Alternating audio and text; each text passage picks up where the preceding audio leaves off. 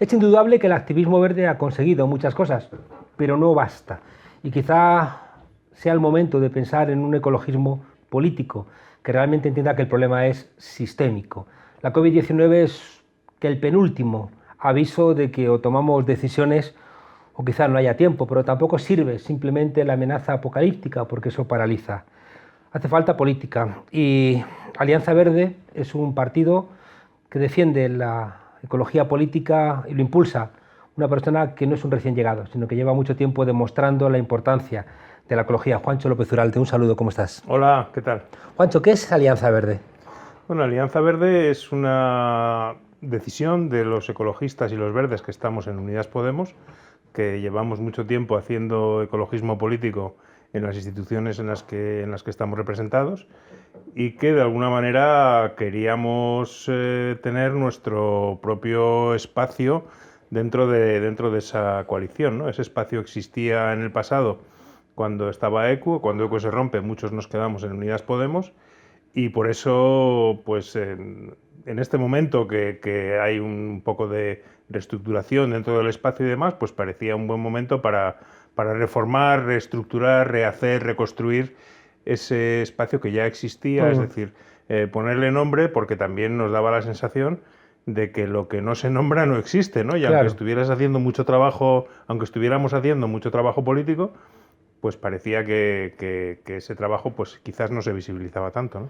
Y es verdad que la identidad verde cada vez es más transversal, pero también reclama un espacio propio, como tú dices, para que se identifique, ¿no?, de gente que quiere trabajar en ese ámbito, ¿no? Y es consciente también de la amplitud del trabajo político, pero quiere identificarse con la lucha ecologista. Claro, porque efectivamente, bueno, pues hay determinadas inercias en las decisiones que se van tomando que a veces no tienen muy en consideración la crisis ecológica por muchos motivos, ¿no? Porque hay otras prioridades, porque hay unas inercias, por lo que sea, ¿no? Y entonces nosotros entendemos que es imprescindible que haya, digamos, una elaboración propia de ideas, de propuestas y que esa elaboración pues trascienda de manera transversal a todo el conjunto del espacio de Unidas Podemos, ¿no? Y más allá, por supuesto. Ha avanzado, ¿no? Recuerdo hace muchos años un dirigente clásico de la izquierda decirme: lo más verde que tolero es un arbolito en un aparcamiento. Bueno, hemos avanzado muchísimo, muchísimo. Y además yo creo que estos últimos años han sido muy importantes en ese sentido, ¿no? Hemos tenido debates importantes dentro del espacio, por ejemplo, en su momento, no con esta ley, sino con nuestra propuesta de ley de cambio climático, pues tuvimos un debate interno muy profundo, pero creo que al final muy positivo, ¿no? Y yo creo que esa conjunción de las propuestas verdes con el debate o con propuestas que tienen más en consideración la igualdad social, etcétera, etcétera, y que la transición sea justa, todas estas cosas, pues ha sido enriquecedor y creo que al final las propuestas que estamos haciendo desde Unidas Podemos pues son propuestas que responden a esos dos retos que tenemos, ¿no? Por un lado, una sociedad más justa, una sociedad más igualitaria y al mismo tiempo que sea verde, porque no hay políticas verdes si no es con justicia social, ¿no? Entonces, creo que en ese sentido, pues las dos partes nos hemos enriquecido y finalmente las propuestas son, yo creo, mejores. Siempre que surja algún sujeto político relevante, la juventud, el feminismo, el ecologismo, el sistema intenta, ¿no?, apropiarse con cierto oportunismo y lo vemos, ¿no? Creo que el ecologismo se está convirtiendo también en un referente cómodo para el sistema, para que la gente que quiere ser crítica pero no mucho dice: ah, yo ahora me digo a mí mismo verde y lo solvento. Sí, vivimos en un momento en el que parece que lo verde, entre comillas, primaría, ¿no? Es decir, con los fondos europeos, con el discurso. Es un discurso que se ha convertido de repente en dominante. No es la primera vez que pasa. Ya en el año 92, con la cumbre de Río de Janeiro, fue un poco similar y lo hemos ido viviendo en estos años durante varias ocasiones en las cuales el sistema parece decir, bueno, hemos entendido el mensaje, vamos a rectificar, pero luego lo que vemos es que en realidad no se rectifica porque hacen falta cambios profundos y esos cambios profundos no se producen, ¿no? Entonces lo vemos ahora con los fondos europeos, es decir, si los fondos europeos finalmente van a ir destinados al mismo oligopolio que nos ha traído hasta aquí, por ejemplo en materia energética, pues no vamos a resolver nada, no vamos a cambiar nada. Luego está el elemento del lavado de imagen, ¿no? Que es algo que estamos viendo muy a menudo, y que cuando el discurso verde sube, pues el lavado de imagen sube también. Es decir, las empresas más contaminantes son las que más utilizan el lavado de imagen verde para darse el greenwashing. El greenwashing, ¿no? Para parecer que son lo que no son, ¿no? Y esto genera confusión en la sociedad, en fin, que realmente la crisis ecológica es grave, los cambios que se necesitan son profundos, y esto no lo vamos a cambiar de la noche a la mañana con... Claro. Te lo planteaba porque el sistema siempre prefiere, en vez de pelear con las fuerzas políticas más radicales o comunistas o socialistas realmente defensores del ideario socialista, pues preferían negociar con la socialdemocracia. En vez de negociar con las feministas, prefieren negociar con el feminismo neoliberal. Y en vez de negociar, ¿no?, con un ecologismo que realmente piense en términos de decrecimiento, de redistribución de la renta, etcétera, prefieren discutir con un ecologismo, bueno, pues amable, ¿no? Y no sé si con la crisis ecológica que tenemos por delante, esa amabilidad no es sino una suerte de traición a los postulados ecologistas. Así es, el oligopolio impone un marco y de ese marco no se puede salir. Es decir, quieren repetir el mismo modelo. Por ejemplo, hablo del oligopolio porque creo que la materia energética es muy relevante en todo esto, ¿no? Quieren repetir el mismo modelo y quieren hacerlo, pues a lo mejor cambiando algunos elementos que pueden ser menores, ¿no? Y efectivamente, cuando se cuestiona el modelo, pues eso no interesa, y se criminaliza, ¿no? El otro día yo leía a Jorge Richman, por ejemplo, decir precisamente esto, ¿no? Que tenía la impresión de que precisamente cuando se estaba hablando más de transición verde, de políticas verdes, pues se criminalizaba más al ecologismo que cuestiona el modelo, ¿no? Entonces, bueno, eso lo estamos viendo, y es verdad que se trata de promover, pues, un ecologismo amable, ¿no? Alianza Verde tiene vocación estatal. Sí, efectivamente. Nosotros creemos que es necesario tener una presencia en todo el Estado, porque realmente entendemos que la estrategia que seguíamos con ECO y que luego ha seguido Errejón con Más País, es una estrategia errónea, ¿no? Porque digamos que aliarte con partidos cuyo interés es más de carácter regionalista, podemos decir, es decir, que priorizan los intereses regionales o nacionales, según se interprete cada uno, al final puede ser contradictorio con políticas ecologistas, ¿no? Me explico. Por ejemplo, el tema del trasvase, el tema de las aguas es un ejemplo muy claro, ¿no? Es decir, a veces los intereses concretos de una región pueden ser contrarios a los intereses globales del medio ambiente, ¿no? Y por eso nosotros entendemos que es una estrategia fallida el pretender, digamos, hacer un puzzle verde a través de la suma de distintos intereses regionales, ¿no? ¿Es cierto que el discurso apocalíptico paraliza en la defensa del medio ambiente? Sí, es cierto. Eso es así. La gente cuando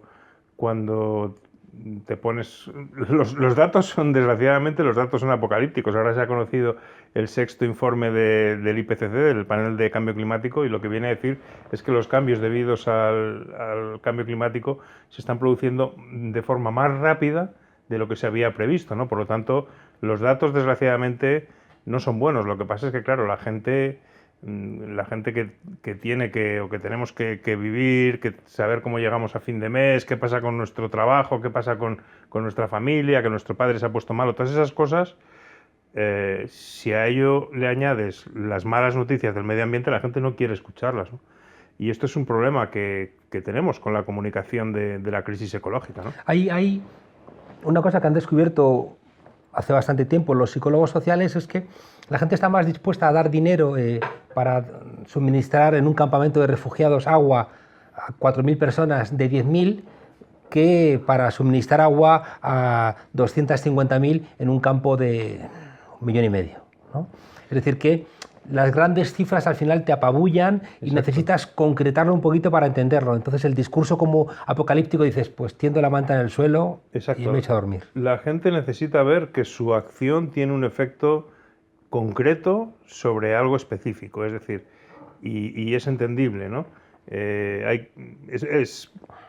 mejor plantar un árbol, ¿no? La gente prefiere plantar un árbol y sentir que ha plantado ese árbol, a lo mejor el actuar colectivamente para frenar la destrucción de la Amazonía, por ejemplo, ¿no? O para frenar a Bolsonaro, ¿no? Efectivamente, si consiguiéramos frenar a Bolsonaro o echar a Bolsonaro, por decirlo claro, el bien que conseguiríamos para el planeta sería formidable. Pero sin embargo es algo que muchas veces lo vemos tan grande que nos abruma y nos dedicamos a lo pequeño. Es lógico, ¿no? Es humano y es comprensible. Los ecologistas más comprometidos están advirtiendo del riesgo del ecofascismo. ¿Qué es eso? Bueno, pues el ecofascismo es el priorizar, el llegar a un régimen que priorizara precisamente a través de políticas antidemocráticas la defensa ambiental, entre comillas, es decir, que se impusieran, que en vez de llegar a políticas de lucha contra la crisis ecológica a través de la democracia, pues llegar por imposición, ¿no?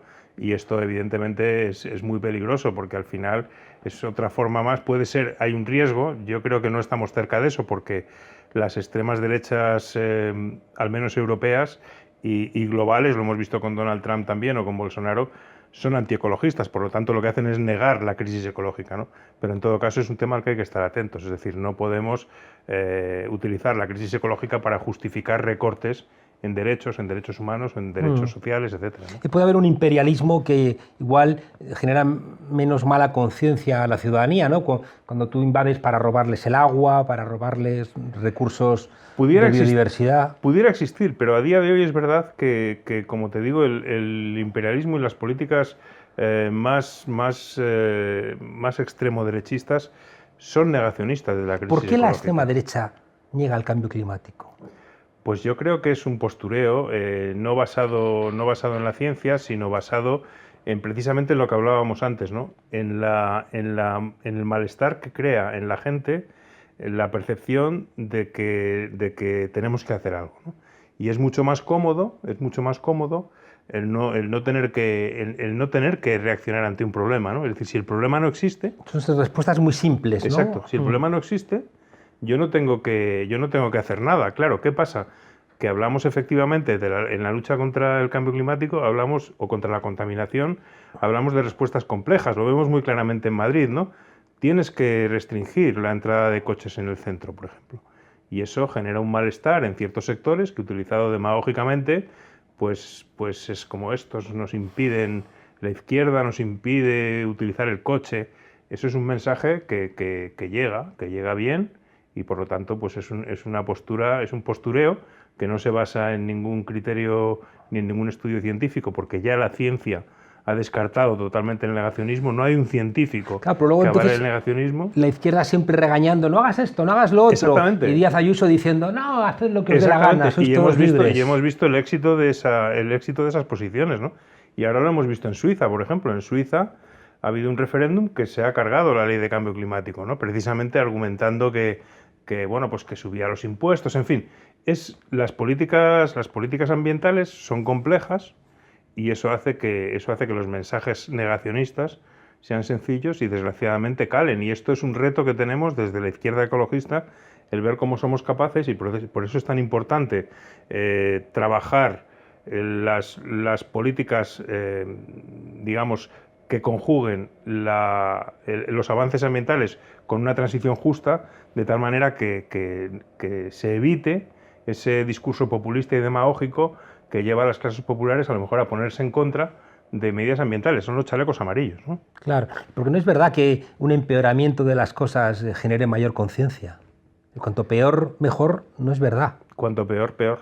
Cuanto peor, peor. Y además, lo que sí está claro es que además cuanto peor, los que lo pasan peor siempre son las personas y las clases más vulnerables. Eso es así, y en materia ambiental es así igualmente. Hay un aspecto optimista que lo recogéis vosotros en Alianza Verde, que es esa conjunción de juventud, ecologismo, feminismo y también fraternidad y sororidad. Evidentemente, porque es en este momento lo que más mueve a los jóvenes, y eso no es que lo digamos nosotros, no es que lo digan las movilizaciones que hay, que las hay y eran muy fuertes antes de la pandemia, es el ecofeminismo. Es decir, el ecologismo y el feminismo son los dos elementos que realmente movilizan a la juventud en este momento, ¿no?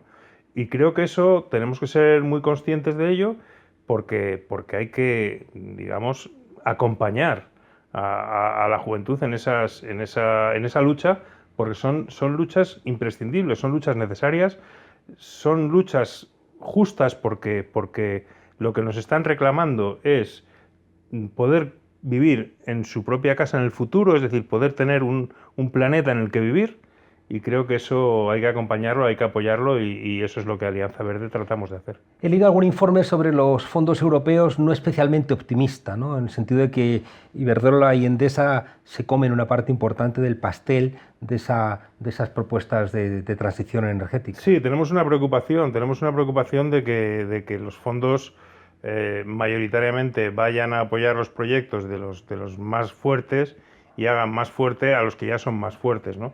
En vez de apoyar pues, proyectos de descentralización, de pequeños proyectos que apoyen mucho más iniciativas de pequeños productores, de cooperativas, que nosotros creemos que es de donde va a venir el cambio de verdad. Es decir, el cambio puede venir y va a venir desde abajo, no va a venir de los grandes, que lo que quieren es mantener sus derechos, y entonces nos preocupa que efectivamente los fondos vayan ahí, ¿no? ¿Qué vamos a hacer en España con el agua? Un país que recibe o que está recibiendo, ¿no?, cada año casi tanta población como la que tenemos de turismo consumiendo agua. Bueno, el tema del agua, además, está desgraciadamente agudizándose el problema, porque al producirse un aumento de las temperaturas, eso hace que la evaporación y la evapotranspiración aumenten y los caudales de los ríos disminuyan. El otro día leía, por ejemplo, que el plan hidrológico del Tajo, que se ha aprobado ahora, esta misma semana, habla de una reducción de los caudales en los últimos años, pero en los últimos 15 años, del 13%, si no recuerdo mal. Eso es una enorme cantidad de agua. Y eso no es que llueva menos, es que se evapora más, porque como hace más calor, el agua se evapora más rápido y corre menos agua por nuestros ríos. Por lo tanto, la cantidad de agua de la que vamos a disponer se está reduciendo. Y al mismo tiempo estamos aumentando los regadíos, estamos aumentando la superficie de regadío. Entonces es la cuadratura del círculo. No es posible seguir así. Y evidentemente el agua es un elemento que ha sido ya causa de conflicto entre comunidades y lo va a seguir siendo cada vez más porque disponemos de menos agua. Entonces, evidentemente hay que hacer frente a la necesidad de que no se pueden seguir expandiendo los regadíos. El 85% del agua en España se destina a la agricultura, ¿no? ¿Y ves probable que España sea otra vez un país puntero en energías alternativas, pensando que el sol, el viento, el agua también, ¿no? Con las presas? Yo creo que... Canarias como un referente, ¿no? Yo creo que tenemos que serlo. Es ahí donde están los mayores yacimientos de empleo, es ahí donde están las mayores posibilidades de desarrollo. Cogimos ese tren a principios del siglo XXI, en los 2000, desgraciadamente decisiones erróneas del Partido Popular, decisiones políticas erróneas, arruinaron ese proceso y se perdieron muchísimos, decenas de miles de puestos de trabajo, porque España fue el líder en desarrollo de las energías renovables a comienzos de siglo. Éramos, después de Alemania, el segundo país, por ejemplo, de energía solar. Ahora somos el 16º de Europa. Entonces, tenemos que recuperar eso, pero es ahí donde está el verdadero desarrollo, los verdaderos yacimientos de empleo y donde realmente podemos encontrar nuestro espacio, porque nosotros, como país, no tenemos petróleo, tenemos muy poquito carbón y muy sucio, y en cambio tenemos mucho sol y mucho viento, y por lo tanto eso es lo que tenemos que aprovechar. Juancho López Uralde, de Greenpeace a Alianza Verde, ¿tienes ya un trecho recorrido?